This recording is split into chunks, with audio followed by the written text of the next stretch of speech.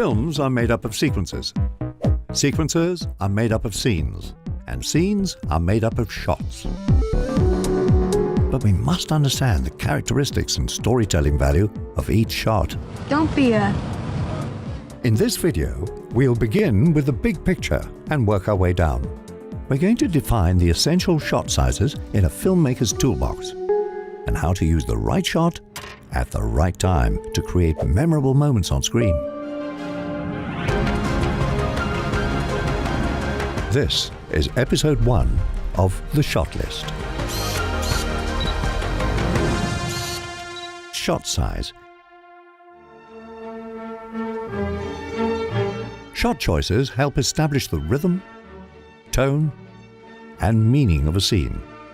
Knowing which shot will be the most aesthetically and dramatically valuable for a given scene should be the highest priority for both a director and a DP. In this video, we'll be examining essential shot sizes. As we go, we'll populate a shot list in Studio Binder as a sort of cheat sheet the next time you need to create one. Now, let's get to the shots. The most common visual element to open a scene or even an entire film is the establishing shot.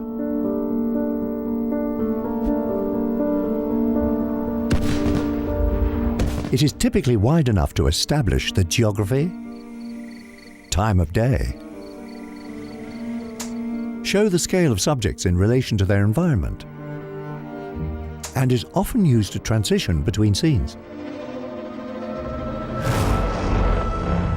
With genres like science fiction, where entirely new worlds need to be introduced, the establishing shot is crucial.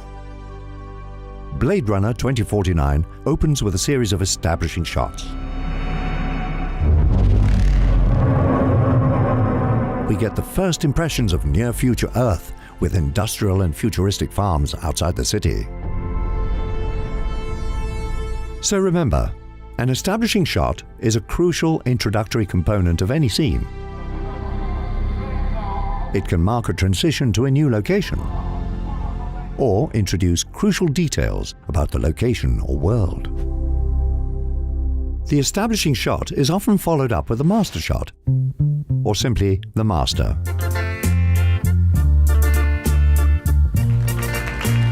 Like the establishing shot, a master shot confirms the location and geography of the scene. It also clarifies which characters are in the scene and where they are in relationship to each other. Go on, sit down. Go ahead. Talk to each other. Sit down.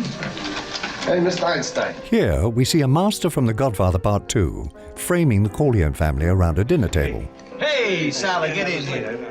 The majority of this scene is played in the master to emphasize the family's close-knit relationship. Your country ain't your blood, you remember that. I don't feel that way.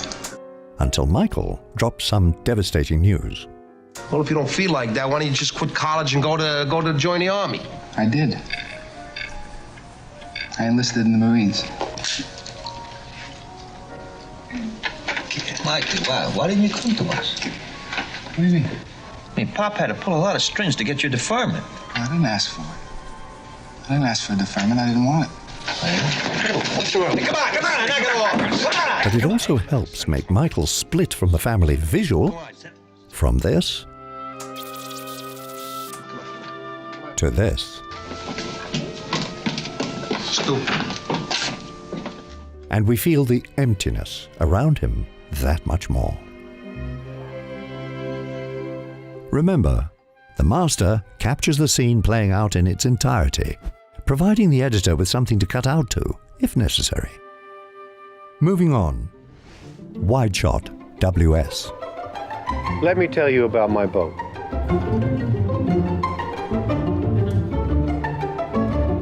The wide shot positions subjects far from the camera to visually represent their relationship to their environment.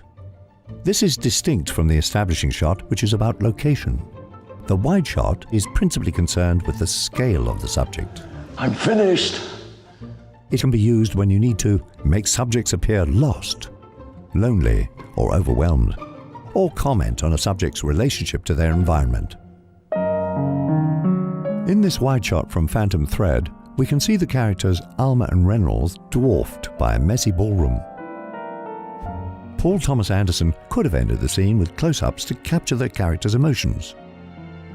But by ending with a wide shot here, we can consider Alma and Reynolds together, yet isolated from the world around them. Use it when you need to establish the spatial relationships of the subjects. Make statements using distance, depth, or size. Our next subject, full shot. When a subject's entire body reaches from the top to the bottom edges of the frame, the shot is defined as full. With a full shot, it's not necessary to put the subject in the center of the frame, but notice how often this is the case.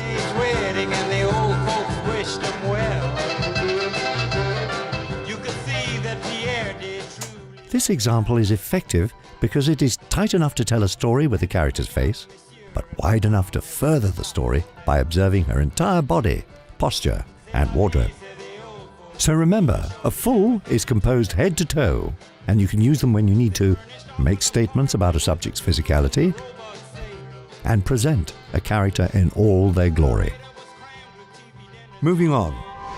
Medium full shot, cowboy. The medium full shot is arranged from the top of the subject's head to just below their waist. It is sometimes referred to as a cowboy shot based on the height of gun holsters. Here we can see complementary angles from The Favorite, composed in medium fulls. The cowboy angle on the character Lady Sarah is particularly strong and confrontational. This isn't a Western and features no holsters, but it's hard not to think of cowboys when firearms are deployed like this. Use it when you need to present a subject as confident, dangerous, or confrontational, especially when weapons might be drawn. Moving on. Medium shot, MS. Perhaps the most popular shot size in all of cinema is the medium shot. But why? Because it's more of a neutral shot, neither dramatic like a close-up or distancing like a wide shot. It captures the subject in a size similar to how we interact with people. Will you hold still? The typical composition of a medium shot starts above the waist but below the chest and ends just above the head. Shot sizes deployed in animated films function under the same compositional rules. Oh! Hello. Let's look at an example to better illustrate this. In this scene from Coco, Miguel watches a film starring his idol. The medium shot composition accommodates quite a bit. The props from Miguel's shrine, the detail on the TV screen, and Miguel's reactions to it. It's an intimate moment as we observe Miguel's joy, along with the objects of his affection in a single frame. Follow my heart. You know that feeling like this? So remember, the typical composition of a medium shot starts above the waist, but below the chest, and ends just above the head. Use it when you need to dig into a subject's eyes without losing their physicality or environment, or utilize a true middle ground approach that is neither jarring nor especially dramatic. Our next subject, medium close-up shot, MCU. When a shot frames a subject from mid-chest to just above their head, it is referred to as a medium close-up. Medium close-ups are about reducing distraction and prioritizing story and character details. Why don't you start right now and get the fuck out of here? Use it when you need to get intimate with a subject without losing their physicality. Perhaps I treated you too harshly. Here, the villainous Thanos snaps his fingers during the climactic moments of Avengers Endgame. With this shot size, we have room for the Infinity Gauntlet, and Thanos' look of cruel satisfaction in thinking he has won. But when he fails, this medium close-up is designed to also capture his reaction.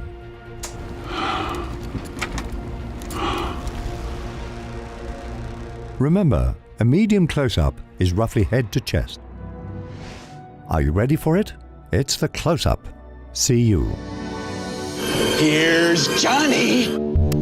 Of course, the most powerful visual weapon for highlighting a change in emotion or dramatic beat on screen.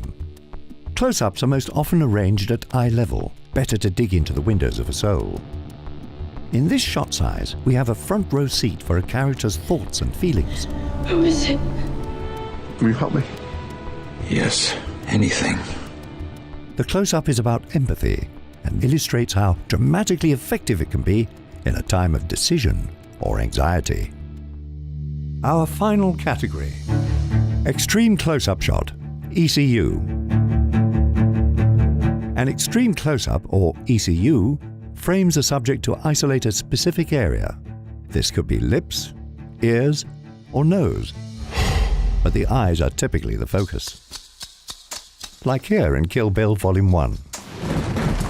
As the bride is swarmed by the crazy 88, we cut back and forth between their entry points and her frantic eyes.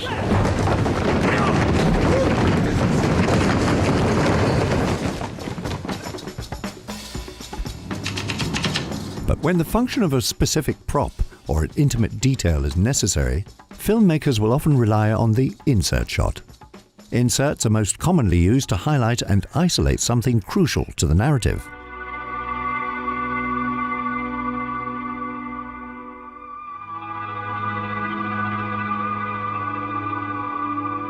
So remember, an extreme close-up or an insert shot is one of the greatest tools for emphasis.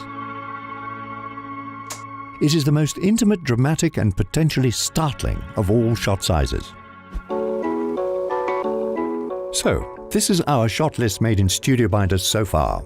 It has all of the most common shot sizes you can reference the next time you need to create a shot list. You can find a link to the full shot list in the description. If you're looking for shot listing software to automate the process, check the description for a link to Studio Binder. It's free to get started.